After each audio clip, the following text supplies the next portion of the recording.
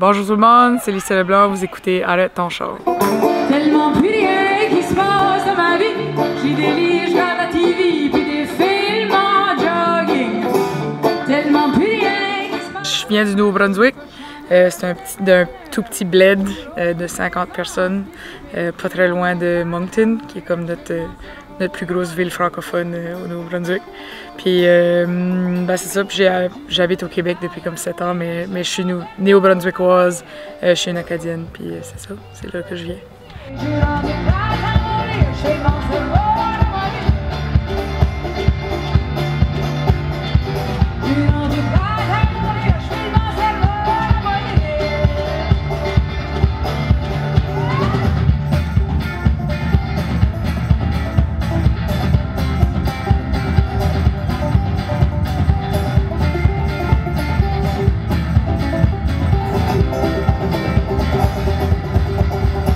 Il y a tellement rien à faire qu'il faut être original. C'est pour ça qu'il y a vraiment beaucoup de musiciens. Puis, parce que faire de la musique, ben, de un, ça coûte pas cher. Une fois que tu as ta guitare ou ton instrument, ben, après ça, c'est gratuit. Fait que tout le monde passait beaucoup de leur week-end ou leur temps de libre à jouer parce que c'était une raison de se réunir ensemble puis d'avoir de la musique puis les gens écoutaient. C'était vraiment...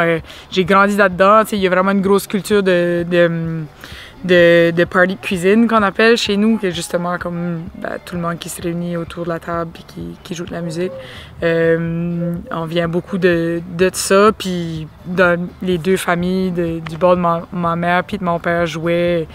On dirait que tout le monde joue, là, parce que chez nous, c'était vraiment facile de commencer à apprendre la musique, puis j'ai juste grandi dedans, c'est dans le sang, fait que c'est comme ça que j'ai commencé.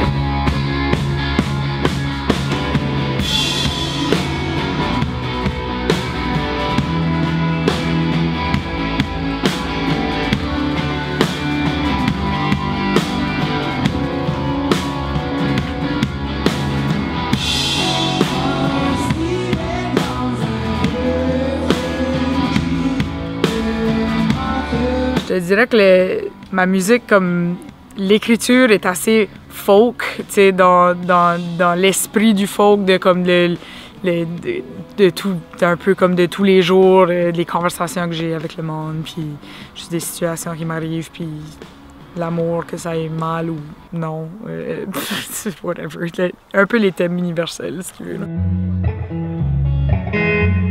Un moment donné, je pourrais arrêter d'angoisser, voir si c'est mon cœur qui laissera aller en premier.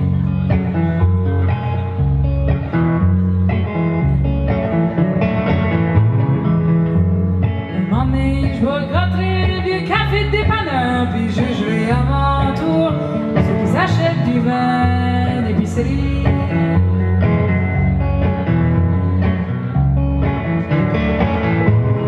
J'ai commencé en écrivant de la poésie. J'avais comme 12 ans, puis j'étais vraiment pourrie, mais il faut commencer quelque part. Puis j'ai tout le temps aimé écrire. Comme je me rappelle quand j'étais jeune, je voulais tout le temps être en train d'écrire des histoires ou quelque chose, puis ça m'a toujours suivi. Puis là, à un moment donné, j'ai commencé à écrire de la poésie, puis le jour où j'ai ramassé la guitare, quand j'avais 14 ans, ben, poésie est devenue chanson, puis c'est comme ça que ça a commencé.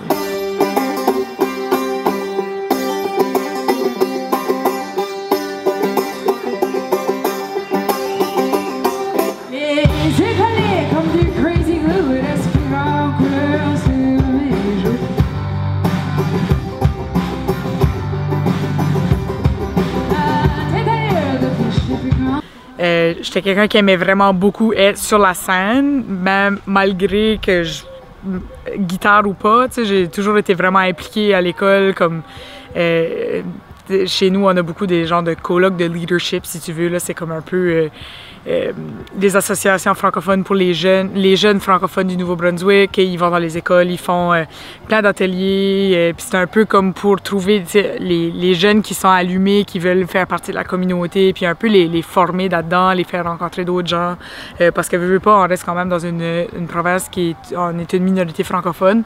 So, il y a beaucoup de programmes qui sont là pour essayer de motiver les jeunes à faire des trucs en français, puis j'étais vraiment beaucoup impliquée là-dedans, puis ben, c'est ça, c'est pour ça aussi que j'ai resté à l'école, probablement, parce que j'haïssais l'école, mais j'aimais beaucoup ça de m'impliquer dans ma communauté, puis ça, j'étais comme dans les genres de conseils des élèves, puis tout ça.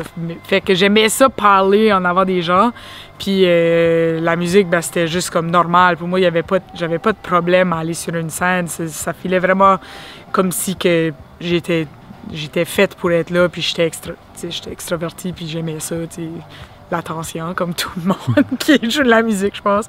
Puis, fait que c'est comme ça que ça a commencé tout ça, puis je le faisais juste à l'école, puis tranquillement, ben, ça a été dans les bars, puis c'est ça. Je l'ai juste fait jusqu'à ce qu'à un moment donné, ben, tout d'un coup, c'était ma job, puis c'est ça.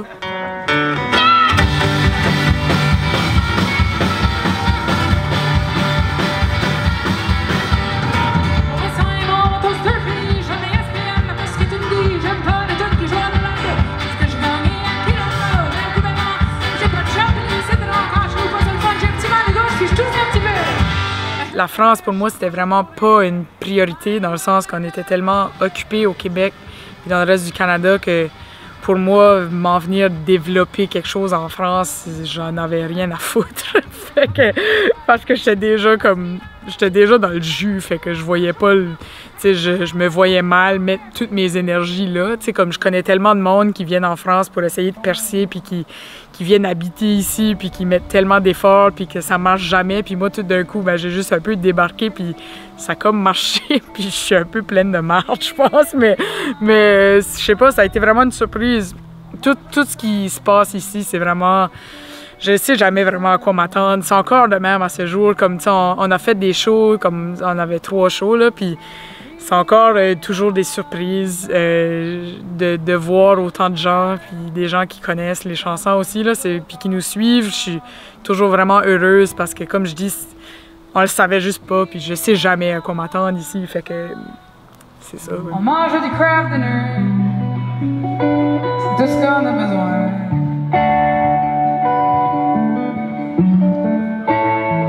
Au pire, on est là ensemble, on mange du craft dinner, c'est tout ce qu'on a